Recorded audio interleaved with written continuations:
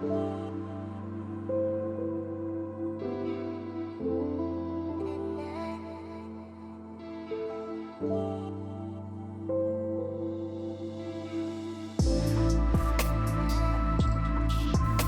ہی plate form سے حالی دو ٹوٹی ہوئی شخصیتوں کے ساتھ چلے جاتے ہیں، قاف نمودار ہوتا ہے اور رئیس فروغ کی نظم سناتا ہے۔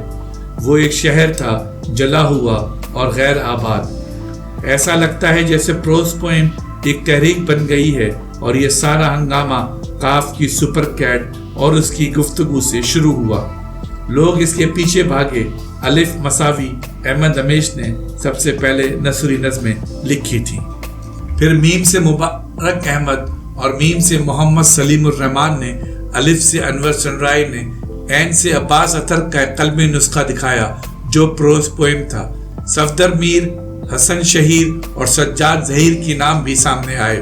مصیبت یہ تھی کہ قاف کے دوست الف احمد ہمدانی، میم سے محبوب خزاں اور سین سے سلیم احمد اسے سمجھانے لگے، بلکہ ڈرانے لگے کہ اس بنجر زمین پر اسکیٹنگ بند کرو، مگر یہ شخص باز نہ آیا اور اس کی روایتی شاعری پر دف بجنے لگی۔ وہ اپنی نثری نظمیں نئی نسل کو سناتا رہا اور اس کی شاعری نئی نسل کے گھروں میں گھومتی رہی، اور اس کی گفتگو ٹیلی فون پر ہوٹلوں سے دفتروں، کالجوں اور نشر گاہوں تک جانے لگی۔ شاہد اختر اپنی روحانیت کی لہر پروز پوئم میں لایا اور اس کی ایک نظم قاف کو اتنی پسند آئی کہ اس نے نئی نسل سے کہا، کاش تم بھی شاہد اختر کی سی نثری نظمیں لکھو۔ الف مساوی احمد دمیش اپنی نظم لینڈ اسکیپ اور قاف مساوی وہ پراسرار شخص جس کا ابھی ذکر ہو رہا تھا اپنی نظم بن مانوس لے کر علامتوں کے جنگل سے نکل آیا، اور یہاں نئی نسل کو دیکھ کر الف کے چہرے پر غصہ اور قاف کے چہرے پر مسکراہٹ نمودار ہوئی۔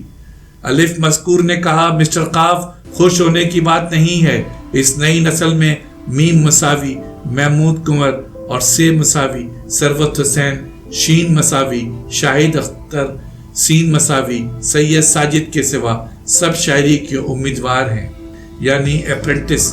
اس پر قاف کی مسکراہٹ اور بڑھ گئی اور اس نے کہا، مسٹر الف آپ غصہ نہ کیجئے، عذرا عباس، فاطمہ حسن، انور سنرائے، جلیل ہاشمی، اقبال فریدی، شوکت عابد، ایوب خاور، جمال احسانی، فراست رضوی، احمد جاوید، مسعود منور، سراج منیر، شائستہ حبیب، نسرین انجم بھٹی، انوپا، سیما خان اور اکزئی، اختر امام رضوی، یہ سب نئے امکانات کی علامتیں ہیں۔ رہ گیا امیدواری کا مسئلہ، تو میرے خیال میں قاف کی امیدواری تو اس کی موت تک قائم رہے گی۔ یہی حال میرا جی اور راشد کا تھا کہ آپ جانتے ہیں کہ راشد نے بڑھاپے میں قاف اور رئیس فروغ کی نثری نظمیں دیکھ کر خود بھی نثری نظمیں لکھی۔ ملاحظہ ہو مسٹر جمیل جالبی کا بیان۔ راشد کے سلسلے میں ایک بات یہ بھی قابل ذکر ہے کہ وہ آخری عمر تک ادب و شعر کے جدید ترین رجحانات سے دلچسپی لیتے رہے۔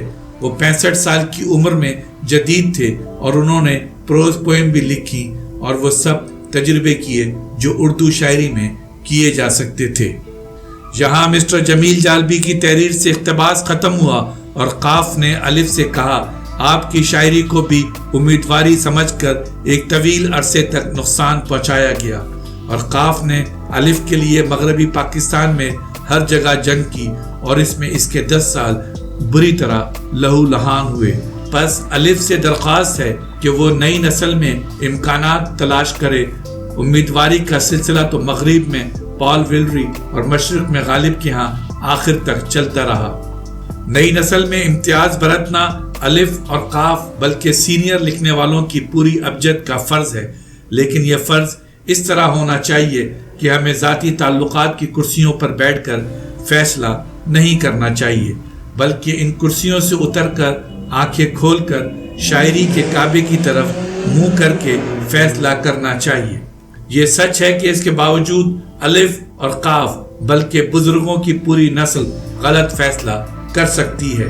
رہ گیا شاہد اختر صاحب کا یہ خیال کہ ہویدہ صاحب کو بھی کیا شاعر مان لیا جائے، تو جواب یہ ہے کہ نہ میم سے محمود ہویدہ ہیں نہ الف سے بال فریدہ ہویدہ ہیں، نہ فے سے فاطمہ حسن ہویدہ ہیں، بلکہ ہویدہ یہ بات ہے کہ یہ نئی نسل کی شاعری میں ایک نئی حیثیت ہویدہ ہے، نیا احساس ہویدہ ہے، نئے مسائل ہویدہ ہیں، نئی پروز پوئم ان کا میڈیم ہے۔ قاف کی یہ باتیں سن کر نئی نسل مسکرانے لگی اور بزرگوں کو غصہ آنے لگا اور نئی نسل گانے لگی۔ سب سے پہلی پروز پوئم الف نے لکھی تھی اور اس کی شاعری بہت خوبصورت شاعری ہے۔ اس کی مکھی عظیم الشان مکھی ہے، مگر قاف سچ کہتا ہے، قاف سچ کہتا ہے کہ اس کی پروز پوئم، اس کی زندگی، اس کی گفتگو، اس کی اشتراکیت، اس کا اسلام کے سارے تضادات سچ ہیں۔ وہ شاعر کو خدا کا نائب سمجھتا ہے، یعنی اسے ایک ایسا مقام دیتا ہے جہاں یہ سارے تضادات ختم ہو جاتے ہیں۔ اس نے نئی نسل کو اعتماد دیا ہے، وہ مر نہیں سکتا، وہ چالاک ہے، وہ مر نہیں سکتا۔ وہ کہتا ہے شاعری منطق اور پیمائش سے زیادہ عظیم چیز ہے۔ کچھ ایسے آہنگ ہیں جن کی پیمائش کر لی گئی ہے اور کچھ ایسے جن کی پیمائش نہیں کی جا سکتی۔ پروز پوئم ایسے ہی آہنگ کا انکشاف ہے۔ پروز پوئم نئی نسل کے عقلی اور غیر عقلی دونوں اجزاء کی جدلیات سے پیدا ہو رہی ہے۔ پروز پوئم صرف نئی نسل کی سوانح عمری نہیں ہے، بلکہ یہ جاگیرداری عہد کی جمالیات سے بغاوت کی تکمیل ہے۔ ہم رابوں سے خوش ہیں اس لیے کہ وہ اپنے عہد کے تصور حسن کو بے جان اور بوسیدہ سمجھتا تھا۔ وہ شاعری کے لیے روشن ضمیری کو لازمی سمجھتا تھا، نہ کہ آرٹ کو۔ پروز پوئم تاریخ کے جوہر کا اظہار بھی ہے اور تاریخ کو بہت بہتر سمت میں لے جانے کی ایک کوشش بھی۔ ہماری پروز پوئم ہمارا انفرادی اظہار بھی ہے اور تاریخ کو بہتر سمت میں لے جانے کی کوشش بھی۔ ہماری پروز پوئم ہمارا انفرادی اظہار بھی ہے اور اس میں اجتماعی احساسات بھی جھانکتے رہتے ہیں۔ ہم نہ اسلوب پرست ہیں نہ حیت پرست ہیں۔ ہم شاعری کو بھرے ہوئے پستول کی طرح سمجھتے ہیں۔